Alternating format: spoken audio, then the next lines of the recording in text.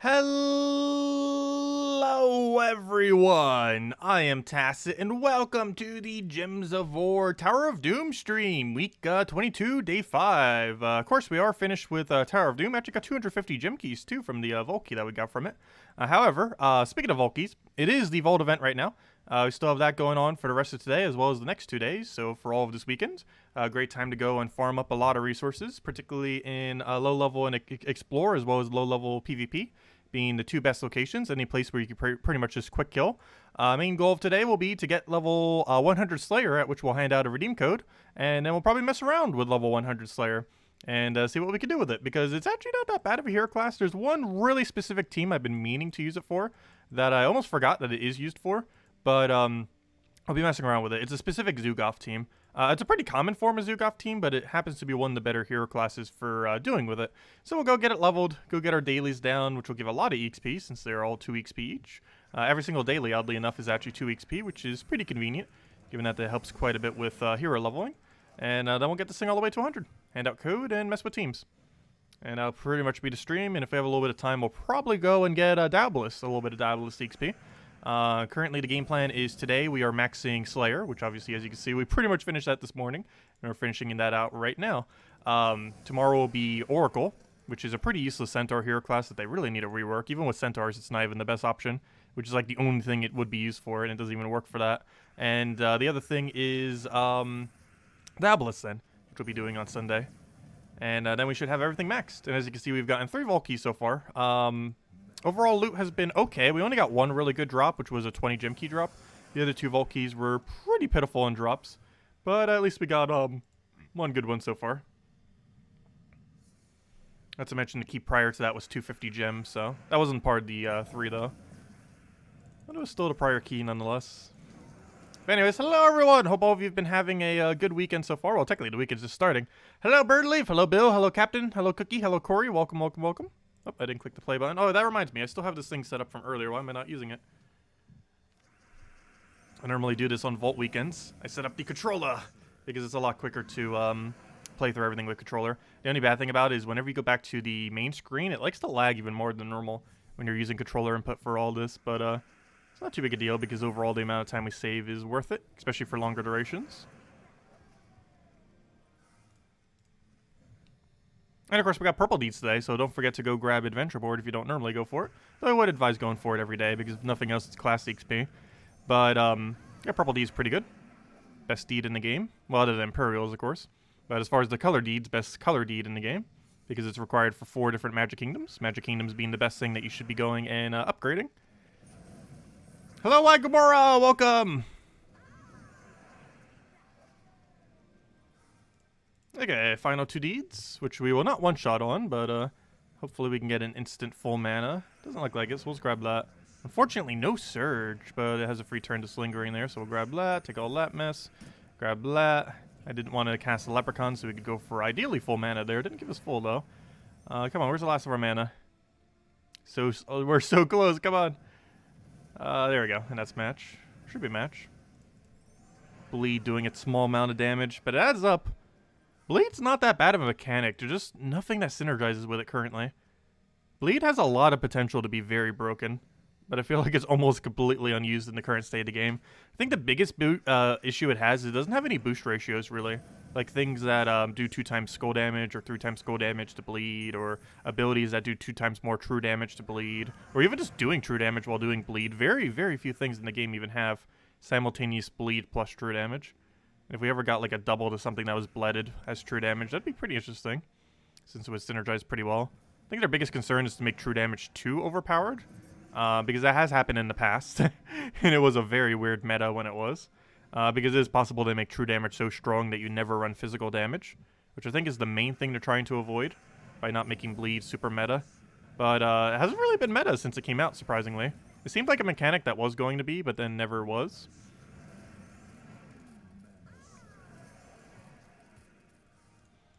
If nothing else, it works really good for cleanup on these battles.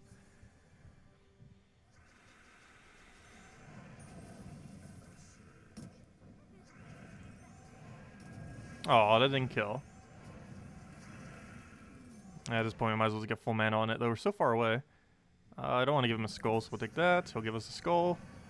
Unfortunately, bleed will not be enough to kill those two out, so we're actually going to have to go find mana, which is bad because this team is not really set up to find more mana after those two casts. Luckily, that should be it, and he's dead. Hello, wow, welcome. Wow, with an exclamation point. Oh, however else do you say wow? Anyways, so that's all that. And that gives us a nice little handful of Slayer EXP. That's not where I want to go. Now we can go over to PvP. Oh wait, actually, do we have a thingy active right now? No, we don't have a pet active. We need to go get our guild a pet. How do we not have a pet active? Well, let's go to casual PvP. We got so many pet gnomes earlier. Like, way too many. I think 1 hour earlier we got like 8 pet gnomes in a single hour. And those are real gnomes. They're all fake. If you ever see a gnome in a thumbnail, they're not actually real. The gnome doesn't get determined until the battle actually starts. So whenever you normally see a gnome in a thumbnail, it's almost always like a troll team of 4 gnomes. That isn't actually a real team. Or, you know, it isn't actually a real gnome, I mean. Oh, what are you doing be 1 mana short? That's not nice. Where even is our 1 mana? It's even worse. 1 mana taking forever. I hate when that happens. Always the worst. And of course, we're keeping our PvP rating really low right now so we can actually repeat into good battles. Hey, first gnome in the stream. You know you want to drop 1,000 glory. Oh, you should just taken that from there. Whoops. Could already won. Didn't waste that much time exploding though. 1,000 glory, that's what we want to see. 1,000 glory more often than not can actually be better than a Volky drop. Volky drop has a potential of being better. But as far as overall consistency, 1,000 glory is almost consistently better. Unless you actually count like the drops that you get from the glory keys relative to what you get from a Volky, in which case I guess Volkies are better. But yeah, overall Volkies are still better, but at least it's consistent. So that you know for sure you're getting like some amount of value. Whereas with a Volky you could easily get almost nothing. If it goes unlucky. And of course you can get lucky and then get good drops from it. We still need what's his name by the way? I still haven't found him, the mech gnome. We're still on the hunt for the elusive mech gnome that somehow has not dropped yet. We will eventually find it. Should hopefully get at least a vault key to stream, if not multiple. That would be ideal. Only time will tell. Hey, there's the pet gnome I'm looking for. There we go. Our guild got a guy has a pet now. Let's see, what do we have? We have ourselves a... Oh, I need copies of that. Well, over to pet battles we go. Because I need that. I should need a lot of copies of it. Yeah, that's a relatively new one. Okay, let's go take it out with Phoenicia build. Switch out of Sun Spirit into Diabolist. Get that free Diabolist XP. Probably get to level 91 right here. I believe it's close enough that it does. Almost. Not quite. Now let's go run this for the first 6-7 battles or so. And then we switch into Sun Spear. Though we did do it earlier without having to switch. It makes the final battle go a lot slower. Oh, also we need to switch to magic. That we do have to switch for sure. Otherwise we stop killing at a certain point. Luckily it's as quick as that to switch our magic now. I'm really glad that they have presets now for that. Really annoying when we had one and we had to keep changing over and over again. Still kind of annoying that we only have 3 slots for it. That's obviously a temporary change. That's by no means a permanent change. Though for a while it probably will be the permanent change for like the next year or until they finally get around to it. It is technically a temporary change, the 3 slots that we have there. It's better than 0. I mean, it's better than 1, I mean. Without having any way to change it out quickly. That's still not ideal. The most ideal would obviously be setting it per team. Kind of like how you set banner and everything else.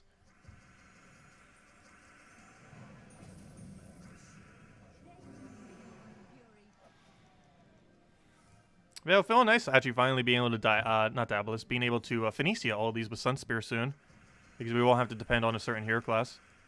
And Sun Spear ends up doing this best out of all the all the firestorms because you have it perpetually.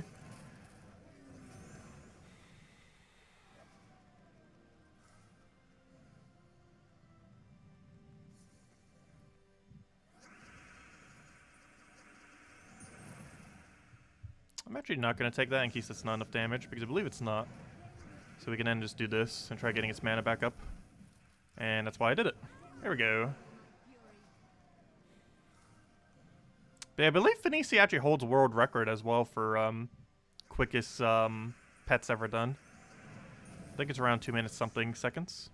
You have to get really lucky to get it that low, though. It's normally closer, I believe, to 3 or 3.5 minutes.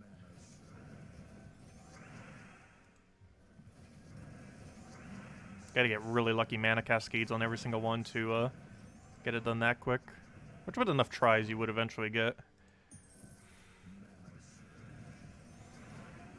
And there we go. But realistically, I think it's consistent more so to about 3.5 minutes.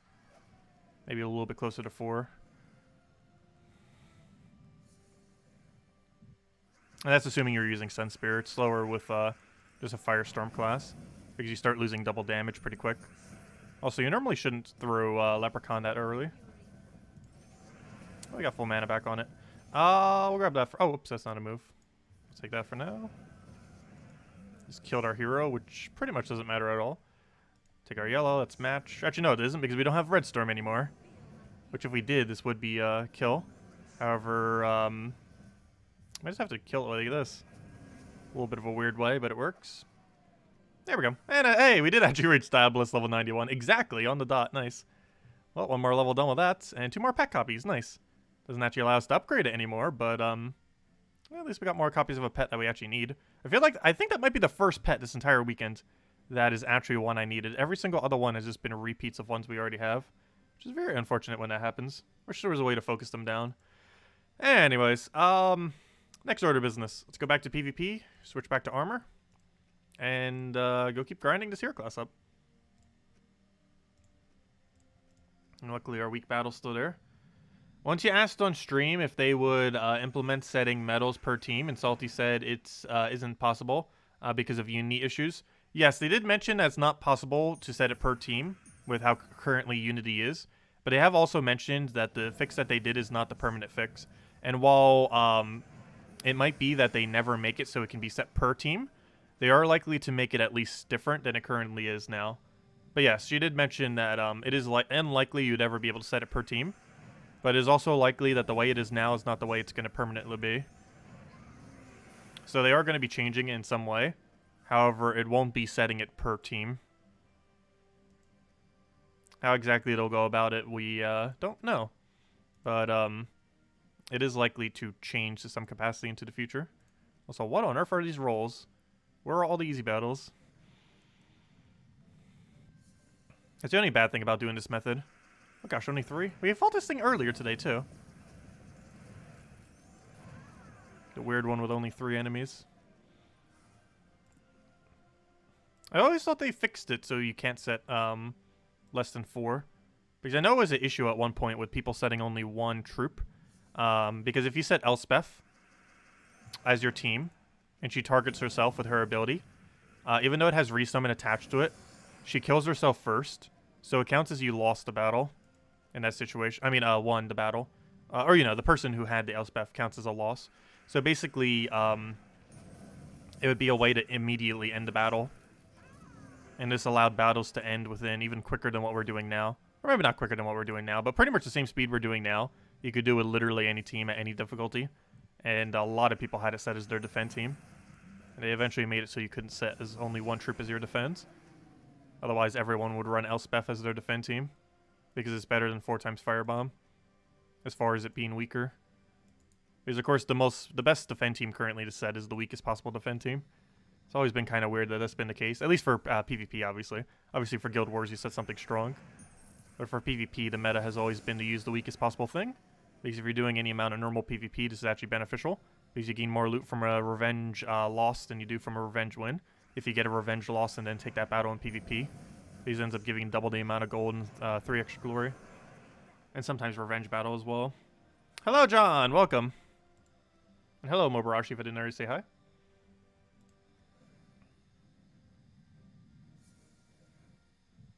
Oops, did I grab a wrong team? I wasn't even looking. I was just spam clicking. Oh no, this might be more than 2 shot. It's already bad enough that it's taken more than 1 shot. Okay, I gotta do something on barrier.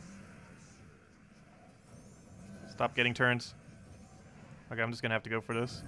And that should be a match. Looking at these casual PvP teams, we came a long way.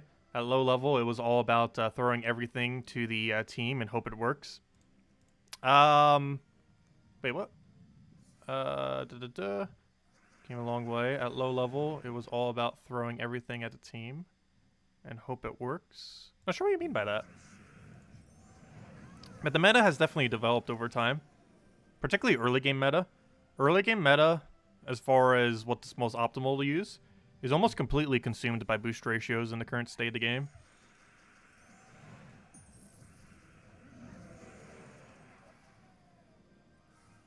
Oh, you mean opponent defend team. Oh, okay. Yeah, people generally don't really care what the defend teams are these days. I would say overall. Some people still try hard it. But it's a really weird mix. Like, there's a weird mix of people setting, like, the worst possible thing, the best possible thing, and people who just don't care what the defend team is and just set whatever. No, the first two being the most common. The whatever teams are kind of best, though, for if we're ever doing, like, those old key challenges that we used to do and stuff like that. Because it made teams a lot more beatable. But now they're either just completely instant kill or they are ultra meta. Like, that's just 4 times treasure right there. That one was probably firebomb. That one firebomb team, same as that one. It's probably 3 to 4 firebombs. And the other troop's like a treasure or a sacrificial cow thing, which kills itself off the mana that you get from the firebombs. Hello, analysts! You're using the bully known team in PvP, and surprisingly many teams have red troops. Yeah, a lot of red have really high damage. So red does get used a pretty decent amount. Speaking of bully no, look, we are up against a bully no team. That's a really early game player. Doesn't even have it traded. Plus we're not even using red. Well, I guess we're technically using 1 red all the way in last slot. But of course it does more effective when the red's further up in a team. Particularly first slot and second.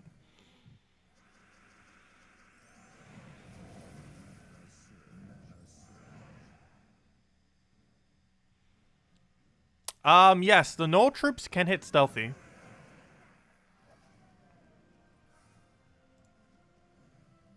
Because it counts basically as a random enemy target. And a random enemy target can hit stealthy.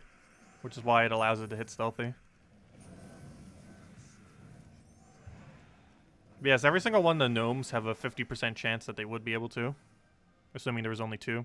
Or, assuming it hits the wrong target on the one.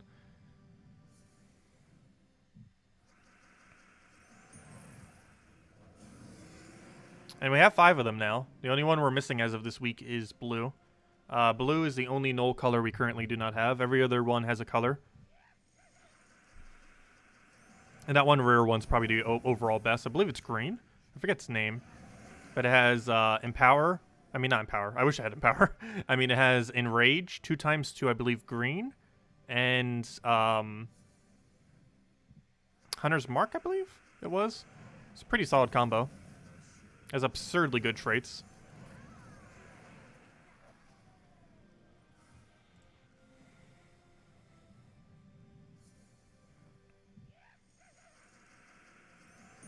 Oh, we didn't get full. Okay, good, we did. Got it from Cascade. Come on, where's our Vault key for today? Or for the nightly stream? Give us at least 1. Should be getting level soon on Hero as well. We still need 1 more after that. Get in there, though.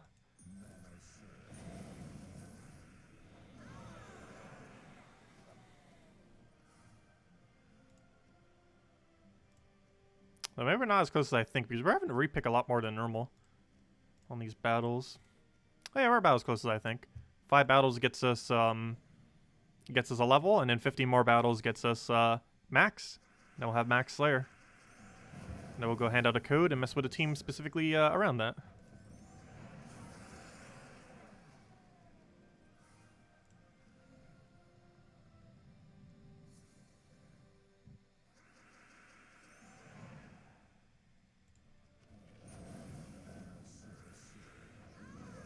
Blue for null is kind of not in the lore, though. Wait, is it not? Oh, you mean on that one page?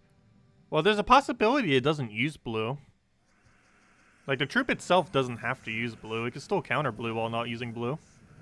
Though I believe most of the nulls that currently exist do use the color that they counter, oddly enough. But blue could be an exception. Or they could just add one.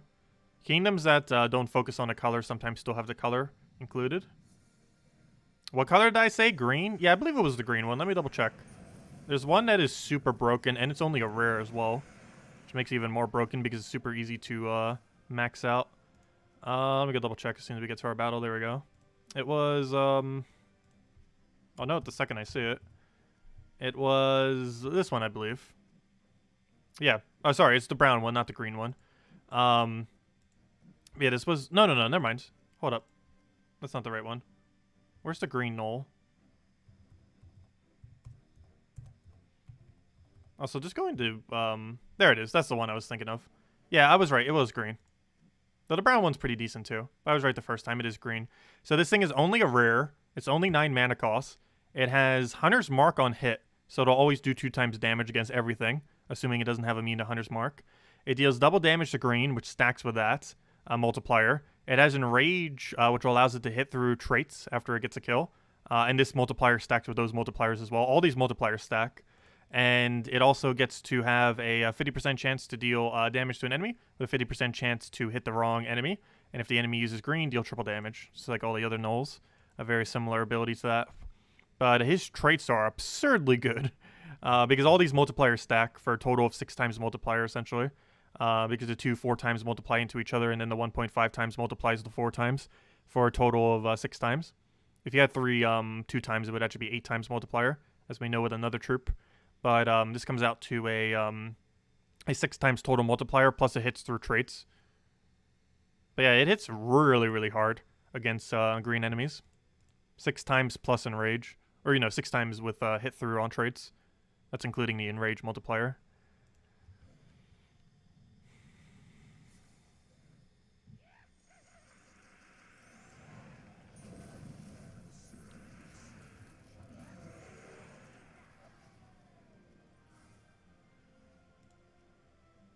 But yeah, all multipliers do stack with each other.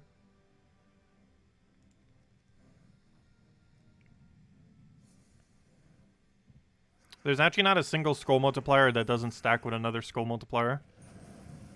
Every single one stacks.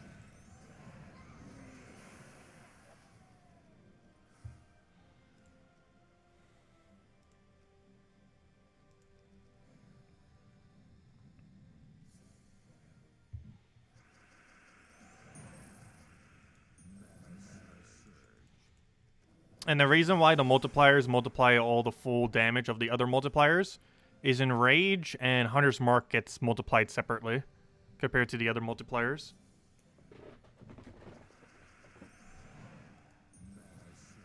Which is why the multipliers multiply the multipliers. If that makes any sense.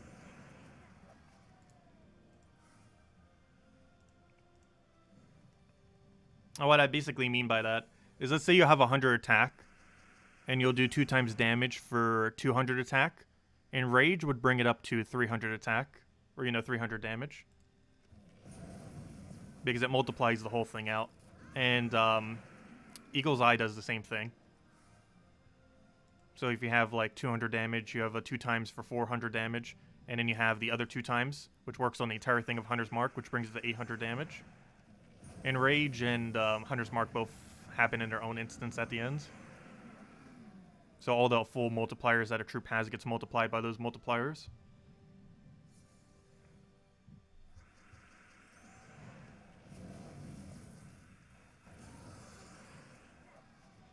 Hello, Haley. Welcome.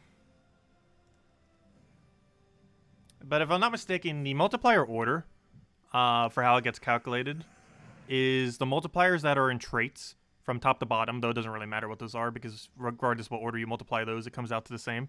Then it does the 1.5 times off of Enrage, and then it does the 2 times off of Hunter's Mark. I'm pretty sure that's the order in which it multiplies.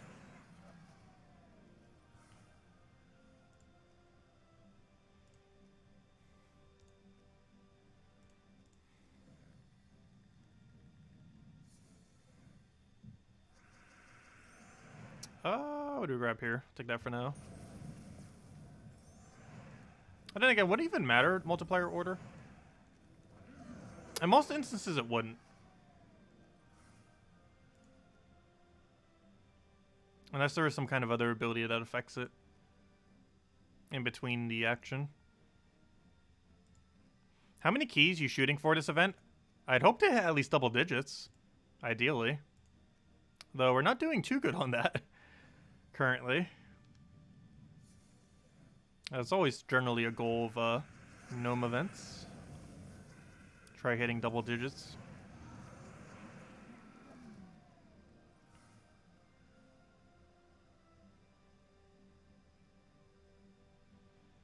Yes, that would be correct, John. So in that instance, you would hit 240 damage. With that amount of multipliers. That is correct. Yeah, it's pretty high, as you can see. Oh, you just got Zhukov today. Congratulations, G-Man. Do I have a video showcasing some teams? Yes, I do from a while back. However, it was a while back. Like, I did a Zhukov video before I even owned Zhukov, because there was a glitch that happened one Monday that allowed you to get Zhukov even if you didn't already have it. And with that, I was able to cover a video on it real quick. But most of those teams are probably dated. One of the strongest things it's used for right now is probably Quick Kill Explore 12, where it's used with a hero class up front that does triple damage to burning, followed by Zhukov, followed by mana accumulation, like Leprechaun and stuff like that.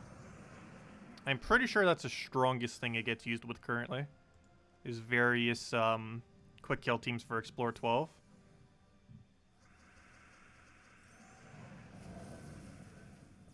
It can also be used in Guild Wars, though it's a little risky to use, because it can backfire. I forgot what day I used it on. I believe I used it on Purple Guild War Day, if I'm not mistaken. Because on Purple you can use it with Thrall, even though I don't use it with Thrall on that day. But more importantly, you can use it with Wild Queen. Yep, no problem. And you can also use it for delves. Every delve you can't use Iron Gut, you can use Zhukov. So if you have both Iron Gut and Zhukov, you can instant kill every delve in the game with an instant kill mechanic.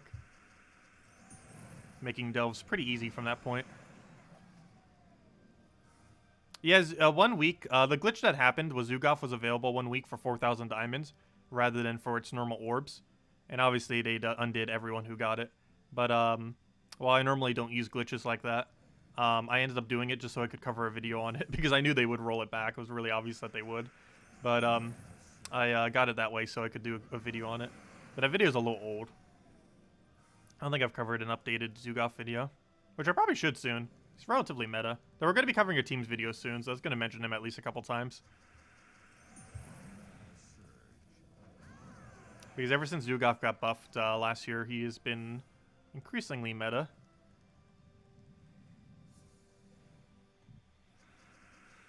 Just because as things gain higher stats, instant kill does become stronger.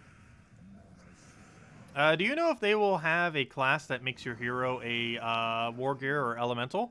There was mention that they might rework a bunch of the hero classes that exist currently within the game, in which case they might change some of them so that we do have a war gear and a elemental. Like, for example, Wardens, it could be changed to war gear or something, and maybe the Drifting Sands one to elemental or something.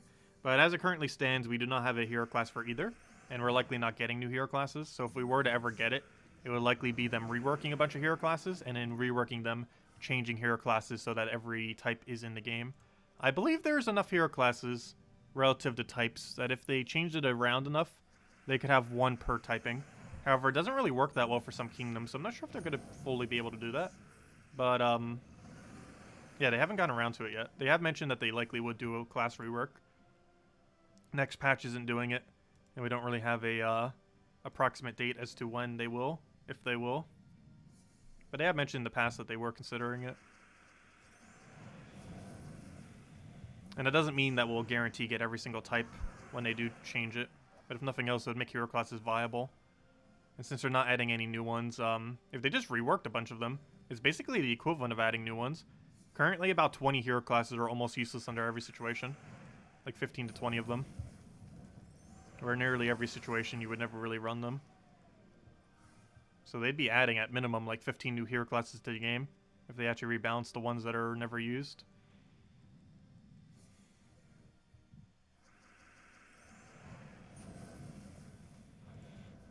And I already have them all maxed. Or by that point, I would.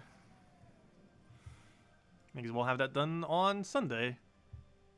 Or at least that's the goal. We should easily reach that goal. We already got one of them done. We're getting Slayer level 100 today. Within the next, what should be 20 minutes or less. And then we only have 2 more hero classes left. Diabolist, which I have at level 91. And Oracle, which I have at level 85, I think. Somewhere around there. Do you know the 3 new Zhukov troops planned, as you said? They don't come next patch? I have no clue. I haven't been looking into them. But we are going to be getting new higher rarity troops added to the game. That is for sure. Exactly when, we don't really know. As people data mined it like crazy. Soon TM. But the next patch will definitely set it up for higher rarities. By higher rarities, I mean the Doom rarity. I'm not sure if they're going to rename the rarity. But it's currently called Doom rarity because of Dooms. It might eventually get a new name, though. Things won't be able to ascend to that rarity. But there will be unique, extremely hard to obtain troops that will be underneath that category. Possibly even pets. We already have weapons in that category. We're going to have troops in that category starting next patch. And it was mentioned in the past that we might get pets in that category. With stronger effects than normal. Not sure if they're still going to do that. Like things that could buff like actual stats effects they were mentioning. Like making bleed stronger, or poison stronger, or disease stronger, stuff like that. Or other really strong, unique benefits from pets under Doom rarity. If they were to add that, they're almost guaranteed going to add that through High Delve Renown. Because they did mention at some point they were planning on adding really hard to obtain troops from high level Delve. And that'd be a nice way to actually encourage people to go and get it. Because right now the incentive for getting really high Delve points is not really that high. Obviously, people who are full completionists still do it, just for the feast stats, like I do. But there's not really any super good rewards for it. Had they leaked anything new? No. As far as official leaks, nothing has officially been leaked. Though we might get something tomorrow. It's Saturday, and they normally, if they throw screenshots on their social, it's always on Saturdays. And given that the patch is somewhat around the corner, I believe 2 weeks from now? 2-3 weeks, depends how it falls. We'll be getting next patch. No official date yet, though. That's almost guaranteed when it's following.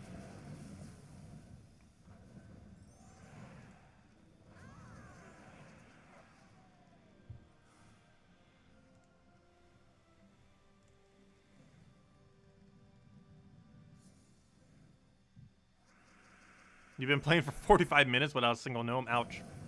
I've been playing for that long without a single Volky. Well, we got plenty of gnomes. Yes, we are close to Soon TM. The Soon TM is intensifying. Where is my Soon TM image?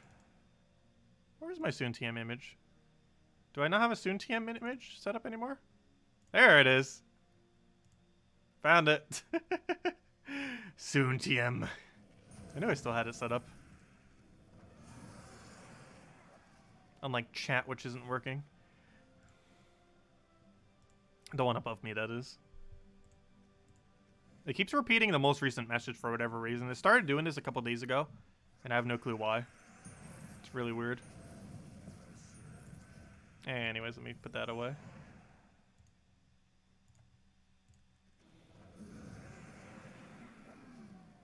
Yeah, 3 weeks is the most likely. Because I believe that's right after Guild Wars. If I'm not mistaken.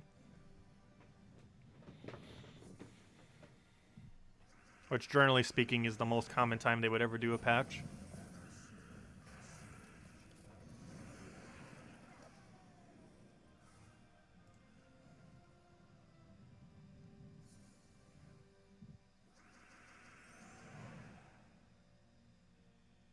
What's the difference between soon and soon TM? Soon TM is just a joke.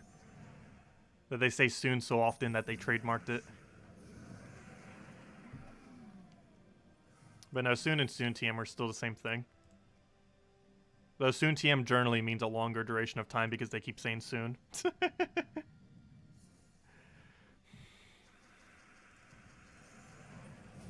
Let's see what we'll grab. We'll grab that for now.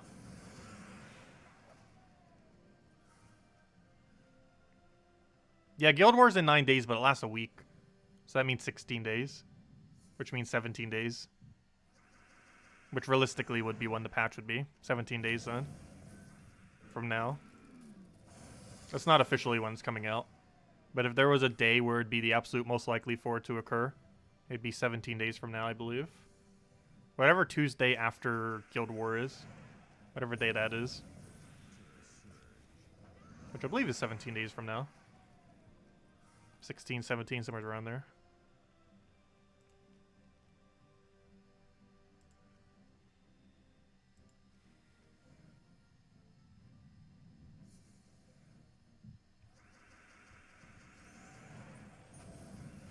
Yes, but it wouldn't happen on the very first week, though.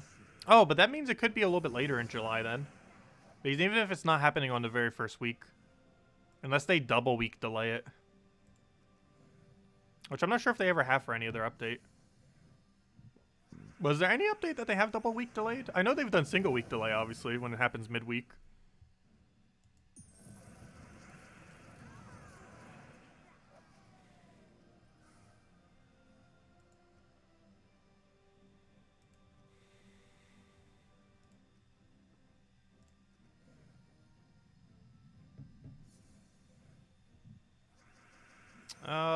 Grab that for now.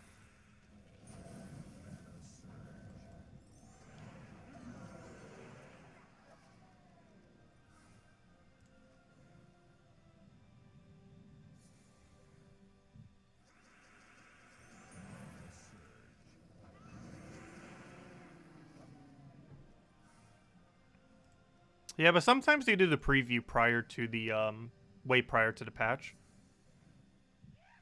Sometimes it's like almost immediately after, like days, or even literally the same day after. However, other times it can be very long durations of time. I think there was one time they did a preview and then the patch didn't come until like 2 or 3 weeks later. But normally it's a bit closer than that. But not always.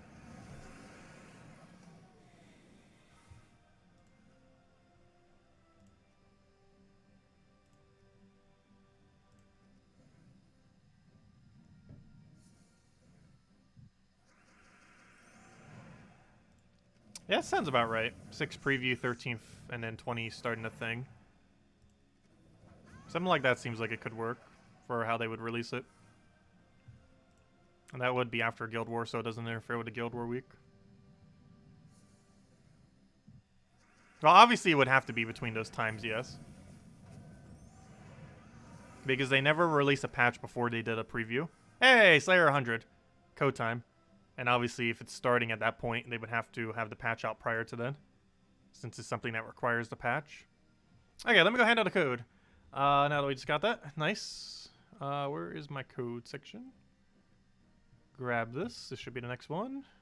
Put that right over there. Put that over there. Put that over there. Put that over there. Put that over there. And here you guys go. Here's the redeem code used on gemsofwar.com with the game code section. If I can actually get it copied. There we go. Wrong spot. Whoops. Right over there. There you go. There's a redeem code used on gemsofwar.com with the game code section. Your invite code can be found in your settings menu. Redeem code is right over there in chat. How's this thing still not loaded yet? Fine, it's gonna make me have to force quit out of it. Fine. We'll do that and then get it right back up. No, they don't make codes for consoles, unfortunately. They're only for PC Mobile. They only work on the PC Mobile version of the game, which is cross-platform with each other. But, yeah, give Steam Reward as always. 2 treasure maps, 1 gem key, 200 souls, 2,500 gold. A little bit of loot, but adds up. Nothing else save the gem key for next mythic, because next mythic is very, very good. I might actually want to stock up on keys this weekend just for the sake of having resources to try to get next mythic. Because next mythic is going to be potentially one of the best mythics in the game. Definitely pretty high up there. It has a unique mechanic that at one point they completely removed from the game because it was so overpowered. But the game has power creep so much that they're adding it back into the game on one specific mythic. And this next mythic is going to have that mechanic. It's 100% true damage chance, meaning every time it ever takes skulls, it does true damage rather than physical damage at 100% consistency. There's quite a few things that you could do with this with 100% consistency, given that you basically just can ignore their entire armor value. You're pretty much just playing with half their value, since everything you do can be true damage then, from your skulls to your abilities.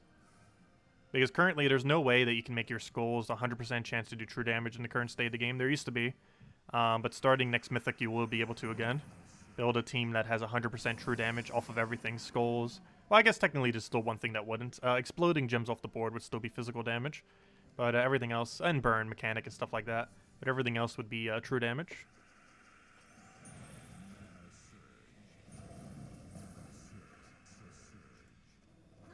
Actually, that'd be kind of interesting mechanic. Could you imagine if something was both burned and fairy fire, if instead of doing physical damage, it did true damage? If and only if it had both effects. That would actually be kind of cool. Highly doubt they would ever do that, though. Would definitely make burn stronger for a late game. It was basically a 3 true damage per turn in that situation. Though very rarely would you ever get fairy fire and burn on an enemy, unless they ever made a way to do it easier. Also, I just realized I'm still leveling Slayer, aren't I? What am I doing? Fail! That's not helpful. Though there is a team I want to go do real quick. Where's Seasons? There we go. 20% to 2 seasons. I want to go try... let's go find a 20%. Let's do Adana. 20% Adana. Red Doom High. We don't need this anymore. What am I doing? I need... why not use the full team that will run with this? Let's see. There's a couple different ways we could run this. Let's run not Ketris. Let's run Zhukov. Let's run Leprechaun. That's nice, but Leprechaun. I'll get her eventually. There we go. Leprechaun. Let's run...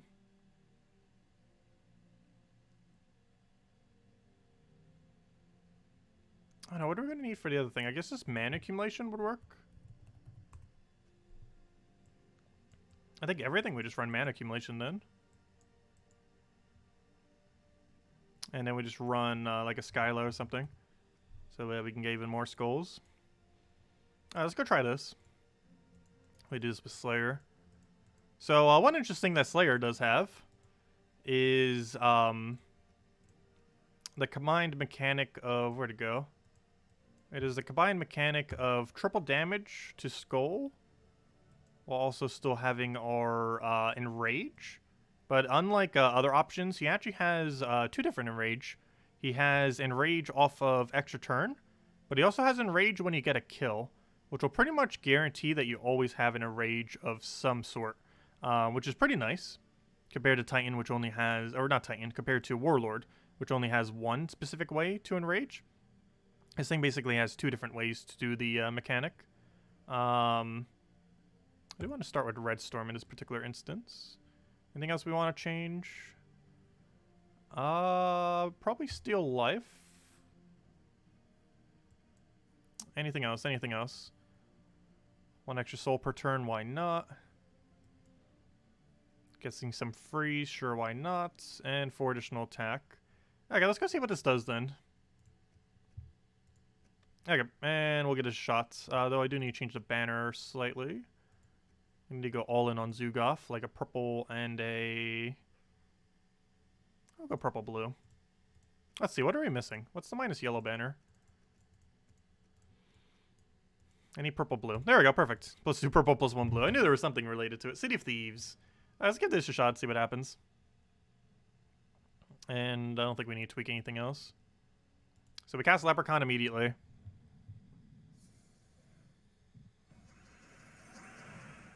Flamerifer, Zhukov, the Possessed King, and Skyla.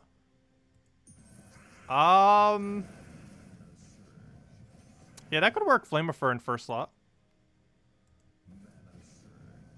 Because that would feed red directly back to Zhukov then. Oh, I just realized we're not on Explore 12, are we? Need to go change that. Yeah, and then it can just wipe out everything.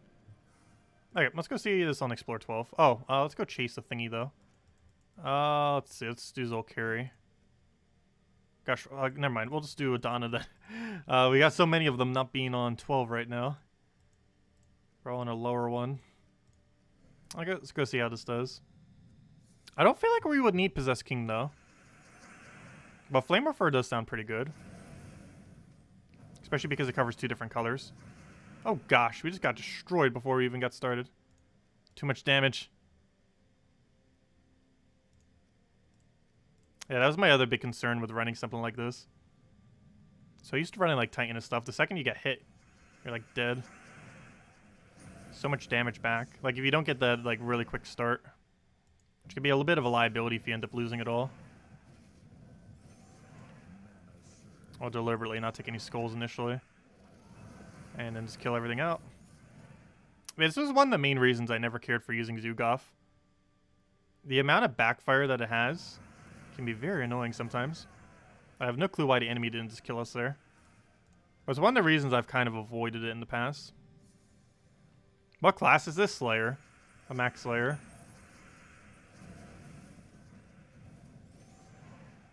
What do we take here? Let's grab blue over there. Unfortunately, not full mana. Biggest issue is like if we miss this, we pretty much all are dead on ourselves. Yeah, I've never cared for Zhukov teams. They can get lucky. But the main thing I hate about them is their consistency. I'd probably still stick with Titan or something. If I was to run it with a Zhukov.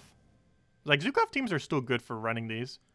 I just hate that they have a chance of dying compared to other teams, which can normally go without death. I kind of had to give him that skull. Let's see, we'll take that for now. That one I didn't have to give him, though. Let's see. Skyla, go get an instant kill. Go win it. I might have to use Skyla at this point, gosh. Go instant kill. Nice.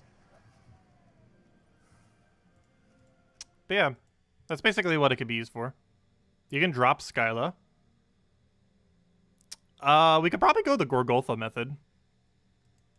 I have used a Gorgoltha Zhukov in the past. You almost need to sometimes, just for its sake of not dying. But I've ran multiple Possessed King teams in the past. I just wanted to try it with, or not Possessed King, I mean Zhukovs. I just wanted to try it with Slayer.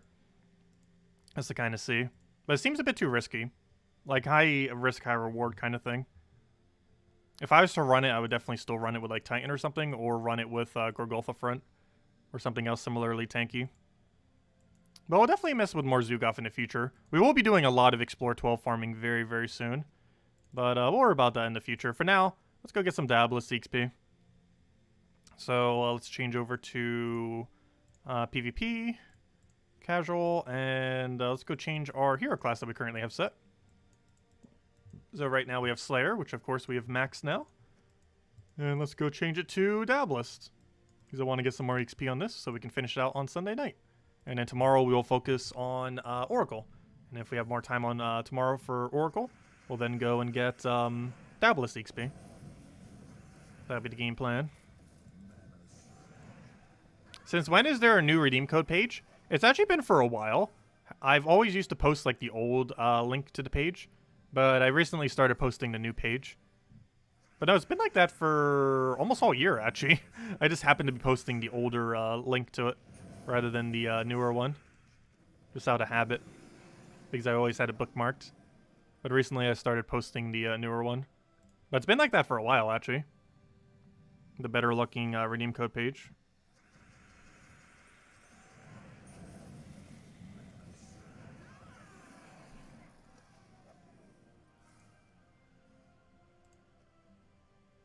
Oh no, it's been like that for months, from what I recall.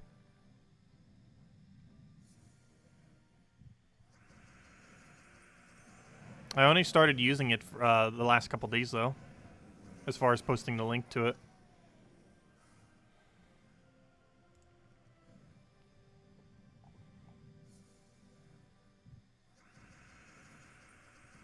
Oh yeah, you could use Archer and Tangle. Not everything has immune to it, but on instances where you can go to a kingdom that has full immunity, or full not immunity, it would definitely end up working. I'm not sure what kingdoms you can entangle everything on. But any kingdom where you can entangle everything, that mechanic would work really well. Running an entangle hero class with Zhukov. And yeah, Archer would be one of the better ones to do it with because of instant kill, in case it didn't already have enough damage. Unless there's an, I don't think anything has entangle while also having enrage. I don't think there's currently a hero class that has that. That'd be a pretty useful mechanic if there was. But I don't think any hero class has that combination. However, it makes up for it with Hunter's Mark. That's not exactly enrage, but it's, it does almost the same thing. Not exactly, though, because if they have really high score reduction, it's actually worse, not better.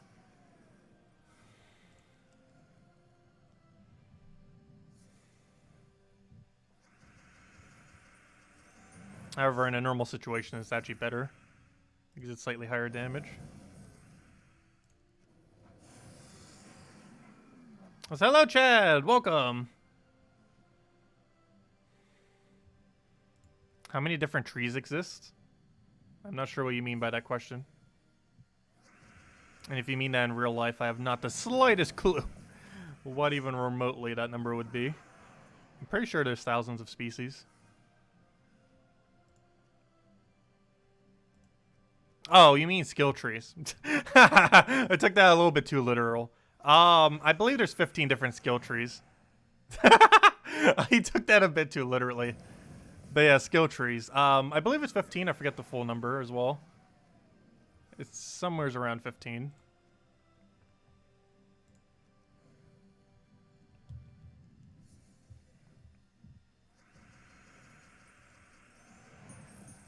I was wondering for a second what you meant by that question. Oh gosh.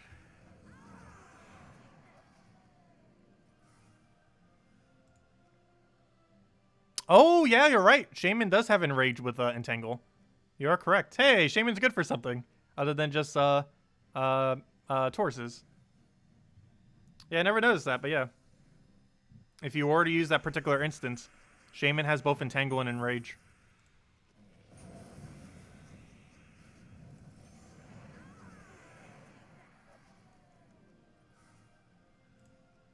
That is correct.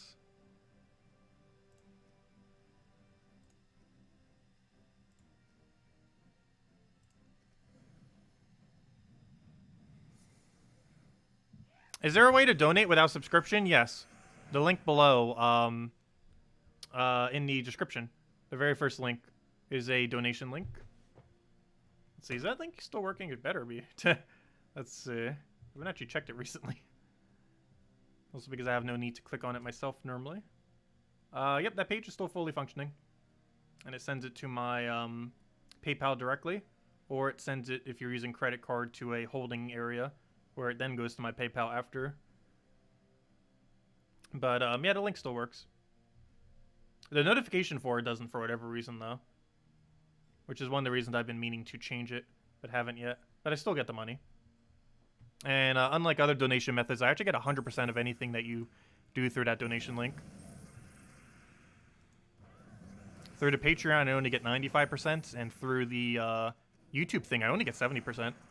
But that donation link below actually gives me 100% of the money. The only thing it ever charges me is when I transfer it over to my PayPal. It has a normal PayPal transfer fee, but that's pretty much nothing.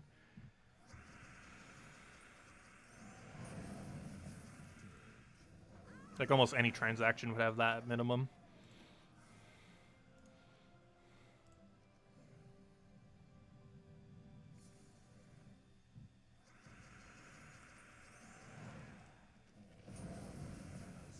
Yeah, any amount's greatly appreciated. Definitely helps out a lot. Let's see. Take that for now.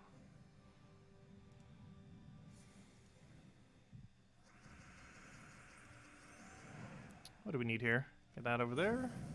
Get a Rowan going.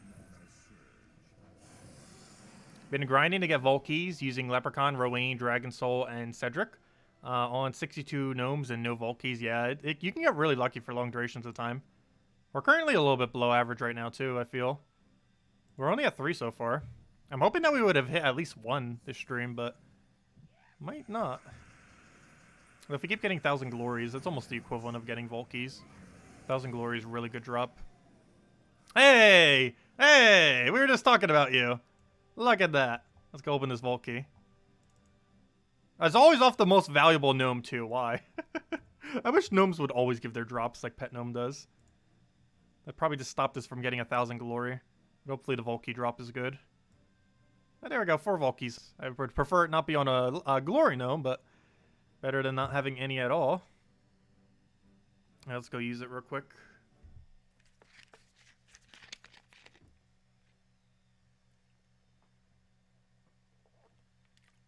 Was this thing lagging? Why is it lagging?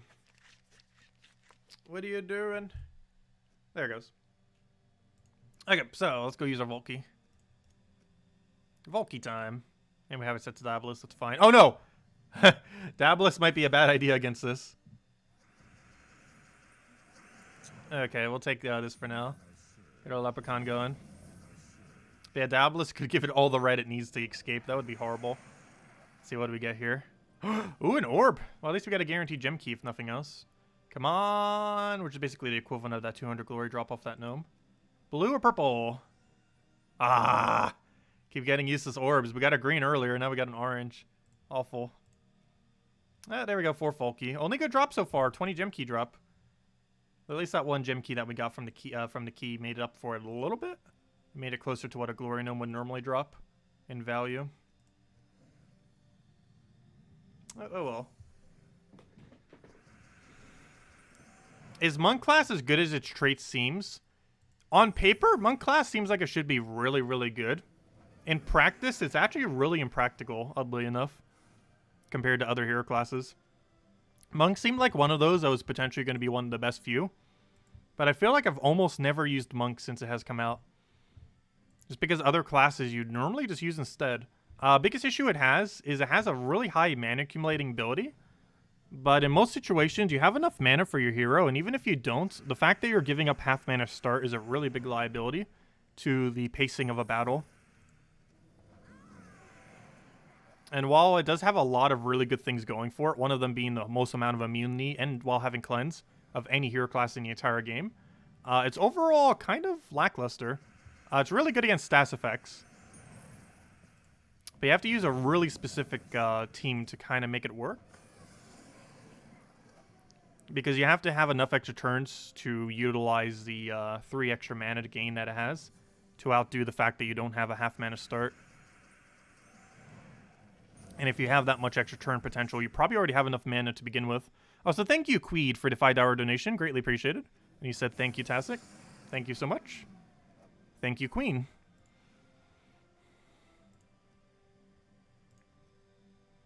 Let's see. Yeah, notification didn't pop up on screen, did it? I still don't know why it doesn't do that. I can see it, and it still goes through, but it's not showing up on screen. Yet another thing broken. We'll be switching encoder soon, TM. Keep saying that, but I'll need to do it soon. I need to switch encoder, and I need to switch the alert system thingy. I've been meaning to switch over to stream elements. Just haven't yet. I currently use Streamlabs.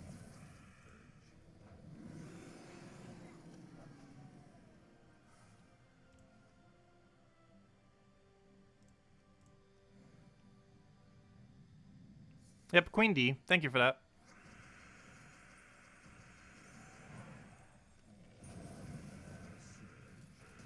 I used a donation to invest in new software. I've mostly just been using all of the free ones, because normally they're perfectly fine. I've never tried XSplit. It does have a free version, but I've never really looked into what the paid version has as benefits compared to the free version. I never actually used XSplit yet. I've used OBS, OBS Studio, OBS OBS Streamlabs, and I've been meaning to look into another. But I've tried 3 different ones for streaming so far, and currently I use OBS Studio. And every program I mentioned so far is free, except for XSplit, which has a free version, but it's not fully free.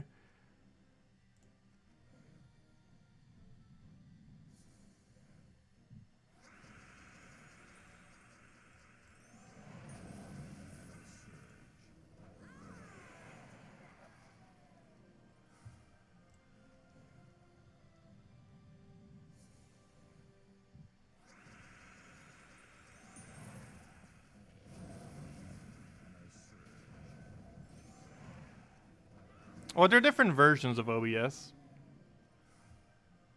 OBS is one of the really older ones.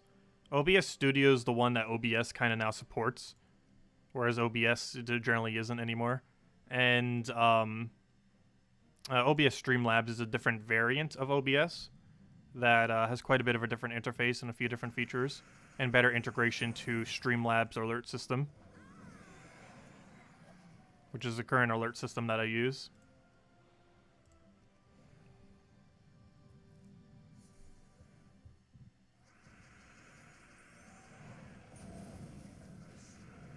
It's also the most popular option, I believe. That doesn't mean it's the best option.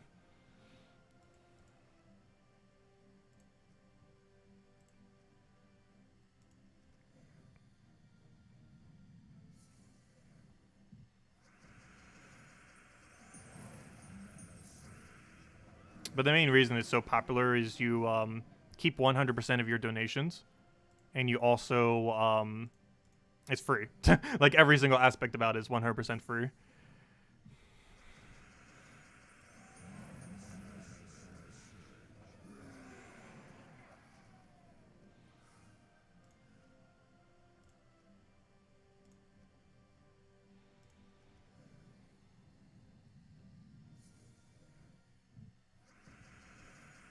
The only thing I hate about most of streaming things is a lot of them don't have as good of a YouTube integration.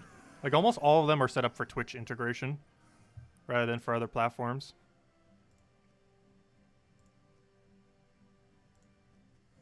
Like, Streamlabs only recently, within, like, the last year and a half, 2 years, really even got proper YouTube support. And even then, some things on it are still clunky.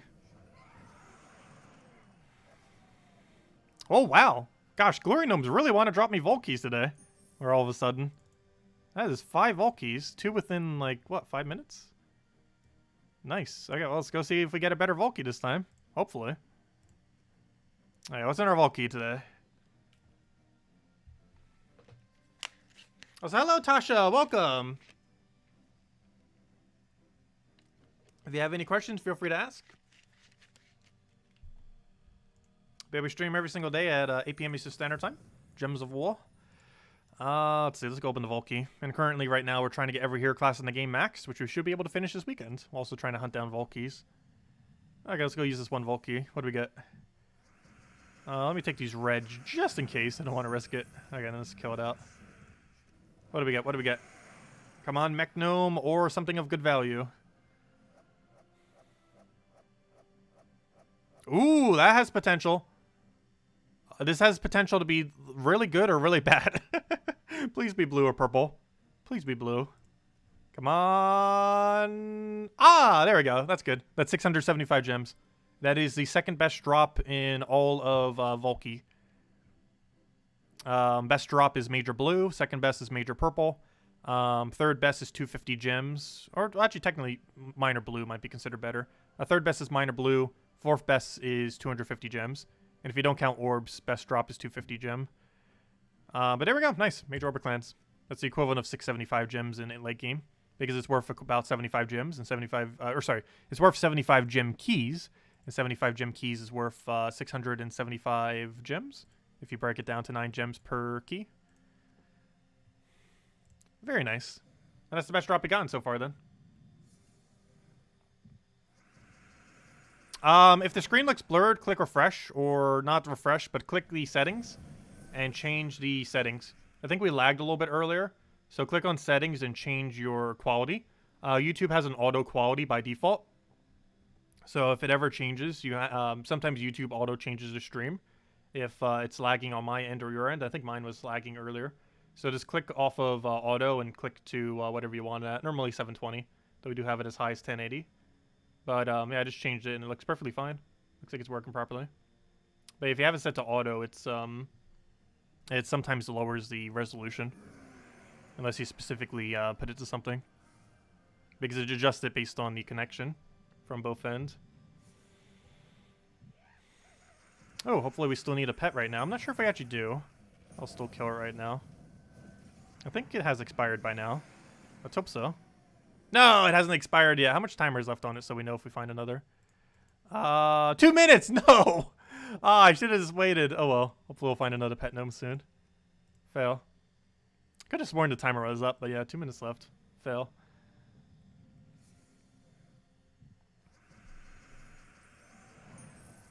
Yeah, the blurry thing normally doesn't happen if you're watching a normal video. But when you're doing a live stream, it's a lot more common that it autos to a lower resolution. Almost never would actually happen during a video, though.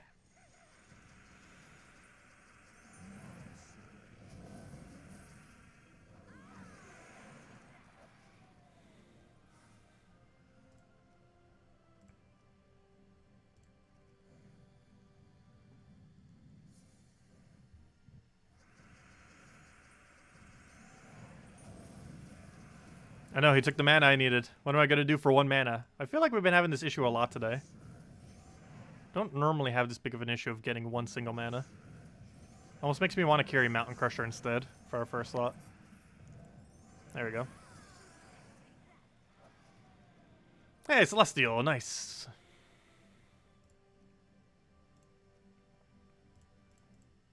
There's that one really anti-green troop I was talking about earlier. Luckily he's not in first slot, nor is he traded. But that'd be annoying if he hit Rowan. Really? No, we're gonna win this. He doesn't get away with that. I was about to go retreat. But he's not gonna get away with that. It's gonna take longer though, not retreating. But we can't not let him do that. And get away with it. Okay, let's go. Take that, take that. He just killed our Rowan. With Death Mark. Give me that skull.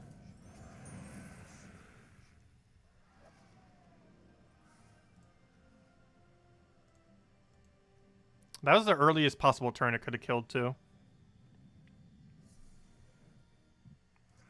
Oh, thank you, Puzzle Punk, for the $5 donation. Greatly appreciated.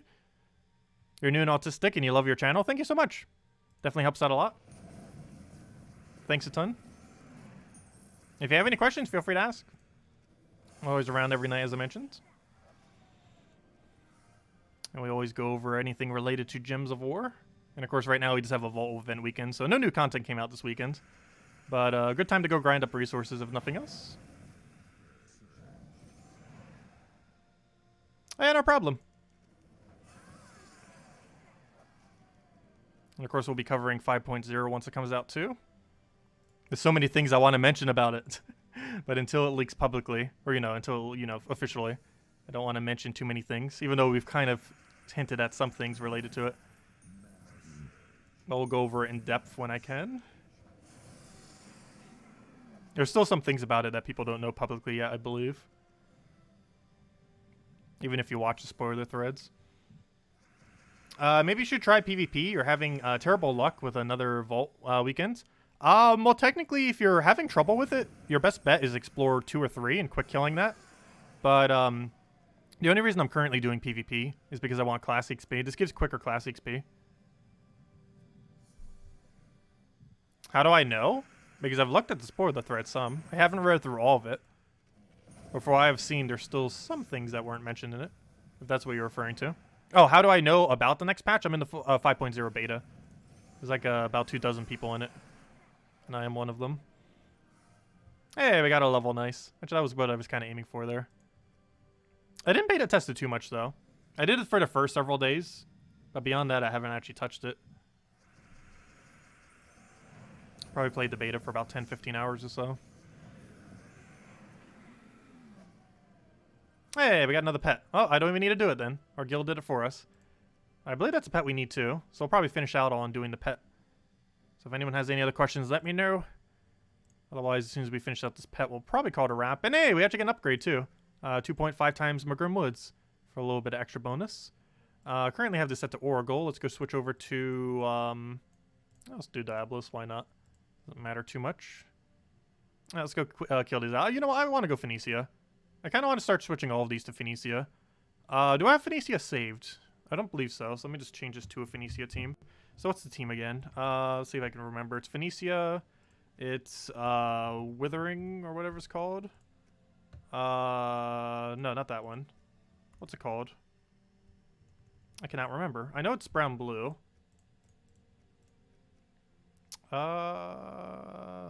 Rithering. I always spell that wrong. There it is. Okay, there's that. We now need Mirage Queen, obviously, and we need Leprechaun.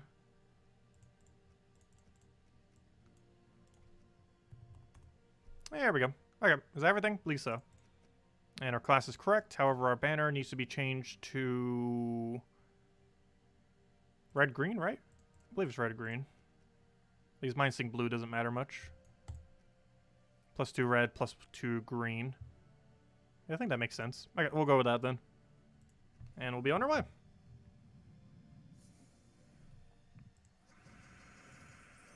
Okay, get our explosion for now. Get our full AoE, and he's dead. Is that to be crafted? This weapon doesn't have to be used. You can use other alternatives. As long as you don't block Phoenicia, you can use almost anything there. However, this weapon is obtained from...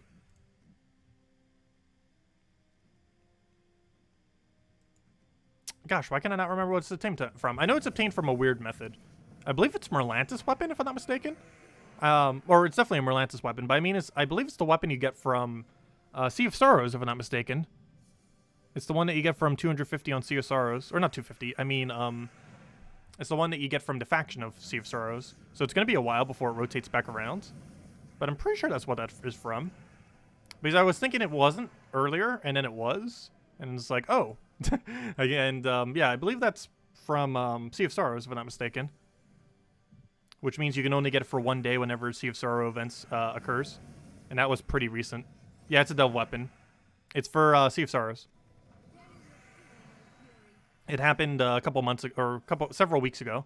So it's going to be a while. It could be another 2 or 3 months before this specific weapon is back. But you don't need this specific weapon. I just happen to. I think the most common other alternative is move Phoenicia to first slot. And instead use... what's it called? Use Prismatic Orb. Or not Prismatic Orb. Whatever that one colored jewel is that covers all 6 colors for 20 mana cost. Well, I can't remember its name right now. Imperial Jewel. Use Imperial Jewel behind Phoenicia. I believe is the most common alternative to not having this weapon. So I do feel like this weapon is stronger.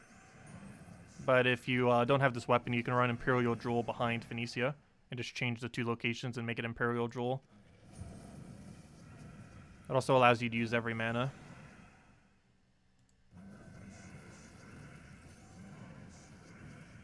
Oh, the storm expired right when we were about to win. What a fail. This is why you normally use Sunspear. Obviously, once we have every hero class max, I'll be using Sunspear with this. However, currently I don't because I want free XP.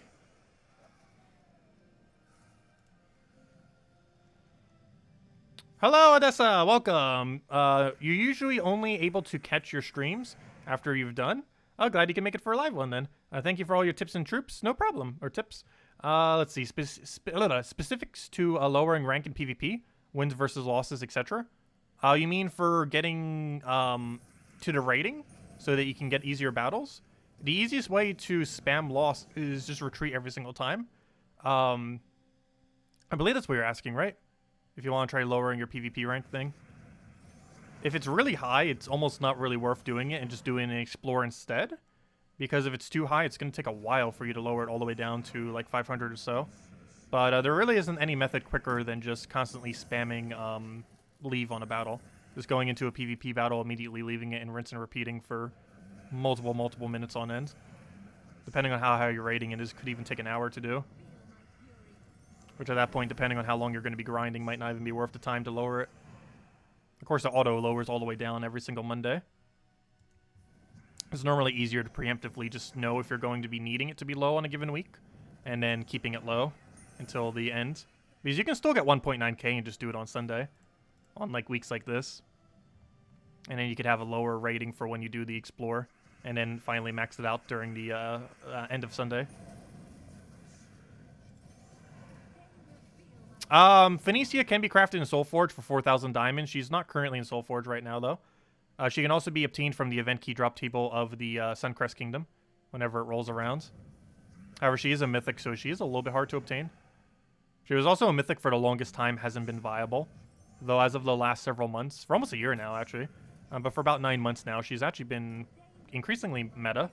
Ever since Medals of Nisha was added to the game, she became really good. Which reminds me, no wonder why we're not killing as quick. I forgot to switch over to Nisha. Hate when I do that.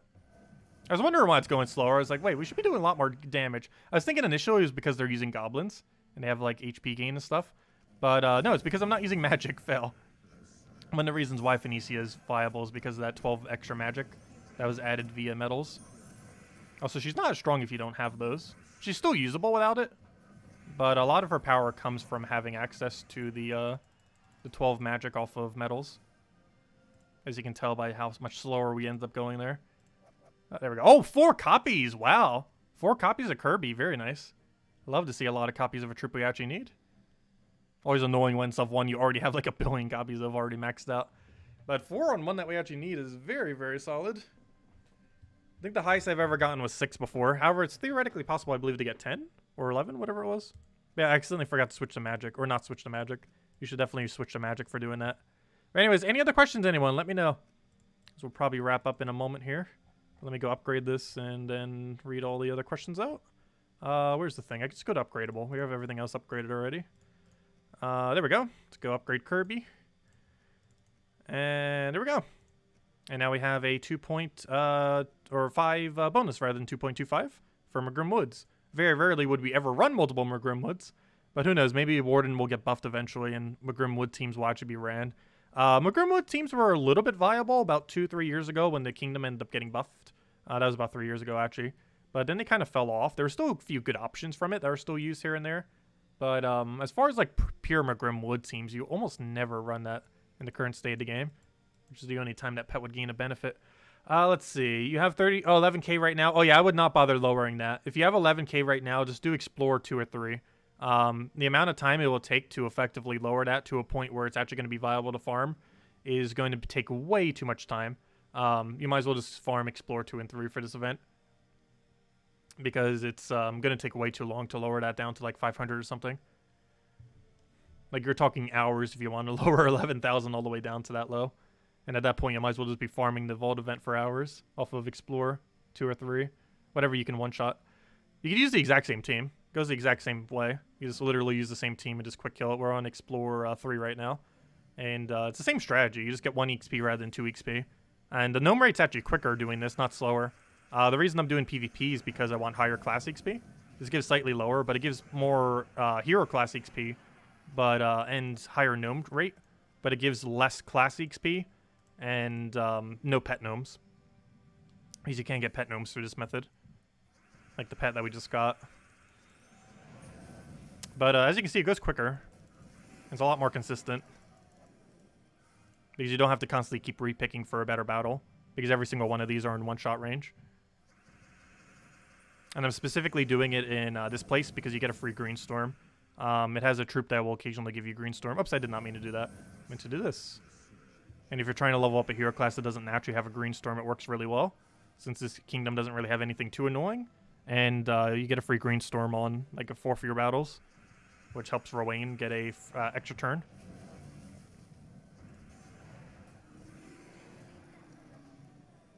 But yeah, just do that and explore. That's the method I normally use for it.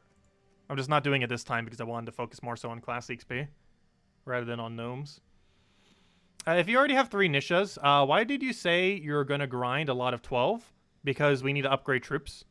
There's a bunch of legends and mythics and ultra rares and epics and every rarity that we still need to go on upgrade.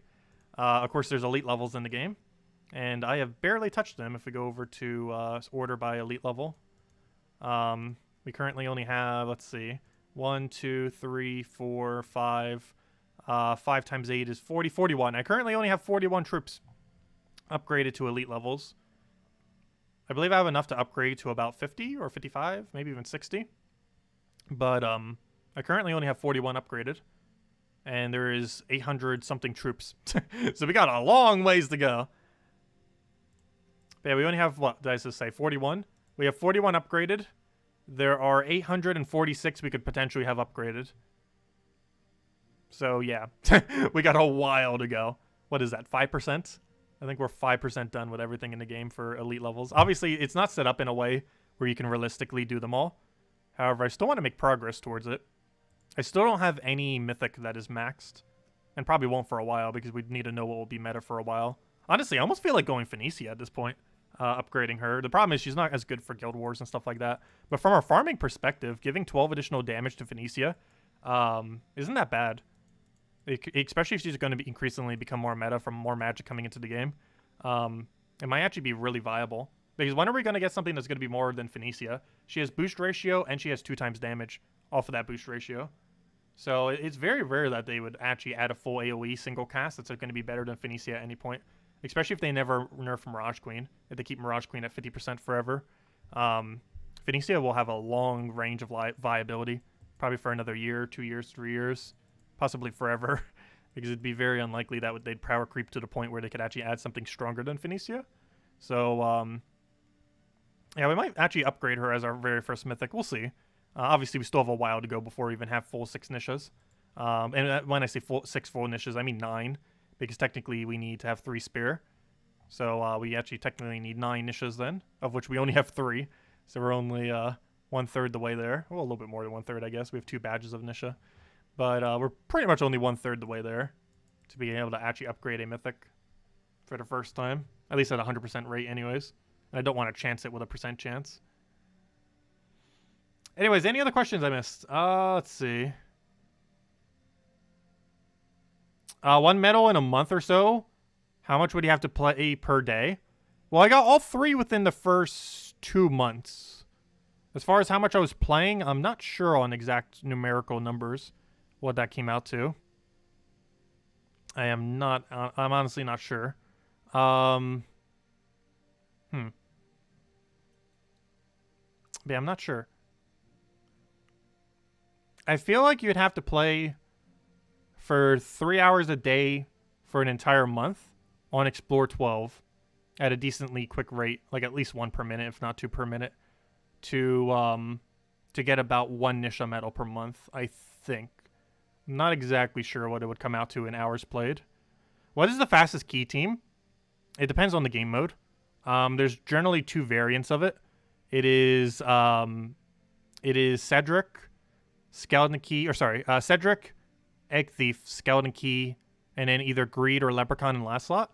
Normally Greed, but Leprechaun depending on the situation.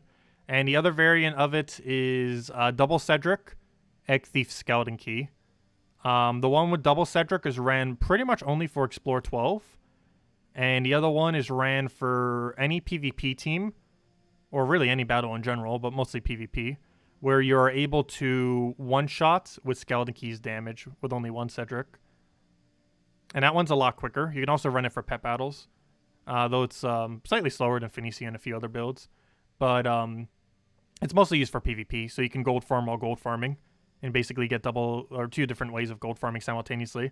The gold farm off of Cedric while also getting the gold farm off of the PvP battles, while still be able to one-shot stuff.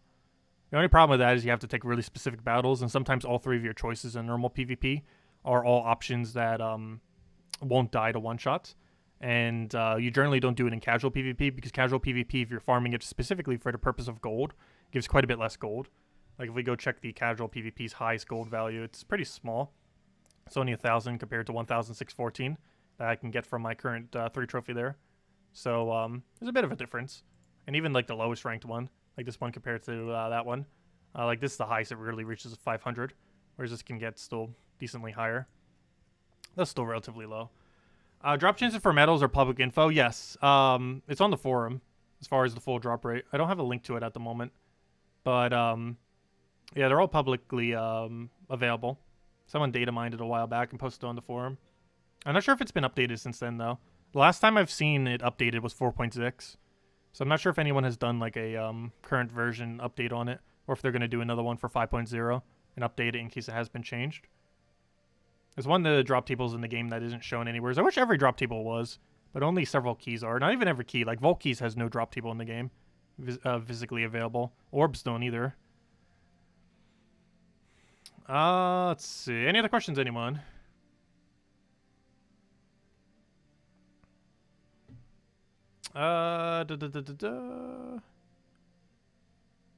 Started upgrading Phoenicia, 1 medal so far, and 1 Nisha badge away from the second upgrade. Nice.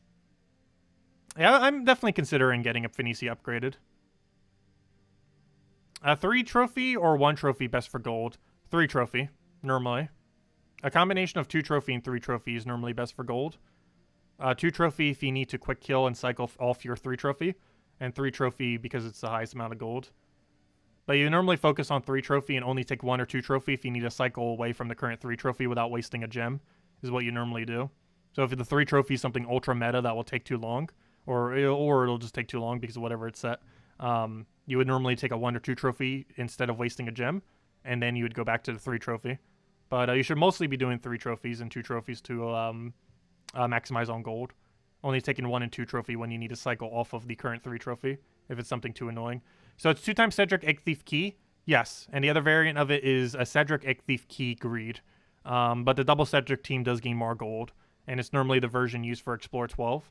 It's a little bit slow for doing in PvP and is also risky, but it's mostly used for Explore 12, the double Cedric Egg Thief Key, because it's a lot safer in Explore 12 compared to PvP. Even though Explore 12 has higher stats, PvP has much better team compositions, which is normally more of a threat than better stats. Any other questions, anyone?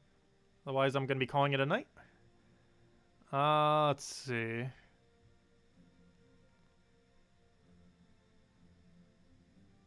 Yeah, if you're looking to get hero level, the best way to get hero levels is actually Explore. Explore has the quickest rate of EXP in the game. Not class EXP, but the actual EXP that determines the bigger number. Like the 1 over 1,000, you know, this big number right here. The quickest way to actually farm that in the current state of the game is spam Explore, like this. Spam Explore 2 or 3, instantly kill it out, and you're good to go. The reason for this is every battle gives the same amount of EXP. We get 103 from this, and if we did the same thing in PvP, we'd also get 103. Because EXP that you get from a battle is based on how many troops you killed, and no other factor. So if you're killing 4 troops in like 2 minutes, or killing 4 troops in like 10 seconds, you get the exact same amount of XP regardless of what stats they have, or their rarity, or any aspect about them. Just simply killing a troop has a static amount of XP that you gain. So quick killing them in something like Explore gives a very, very quick rate of hero class, or sorry, hero XP. Because there's 2 different EXPs, hero EXP and hero class EXP. The hero EXP is this like little EXP elixir thing, which goes into that number. And then there's the class EXP, which is farmed better off of PvP. However, you still get quite a bit of it from farming Explore. Still upwards of like 200 per hour from Explore. But it reaches closer to like 250, almost 300 sometimes in PvP, depending on how lucky you get on repicks, or not needing to repick. I'd say PvP is closer to 250 and Explore is probably 200 or so. Or maybe even closer to 180 sometimes, depends how it goes. How the weird text glitch thing. Anyways, any other questions, anyone?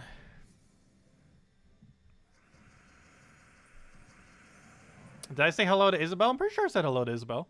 But hello, Isabel, if I didn't say hi. I know I did this morning. Maybe I forgot to this stream.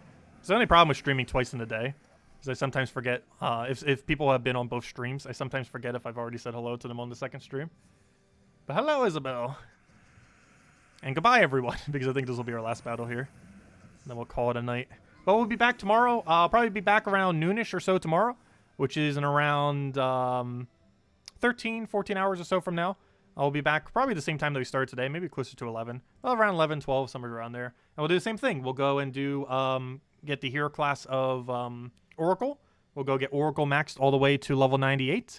Then tomorrow night stream at 8 p.m. Eastern Standard Time, an hour and a half prior to now tomorrow. Same time that we stream every night, we'll go and get the final levels on it and get level 100 Oracle.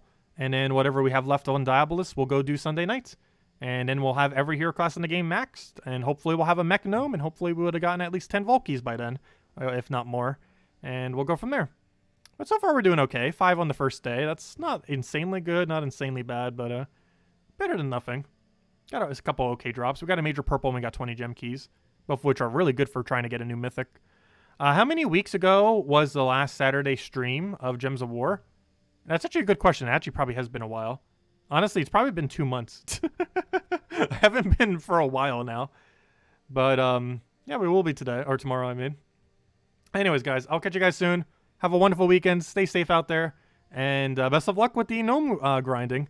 And definitely advise to do so, as you get a lot more loot than you normally would be able to within the game for doing stuff you'd probably already be doing. Anyways, guys, catch you guys soon. Thank you so much for watching. Leave a like if you enjoyed. It helps out a lot. And I'll catch you guys soon.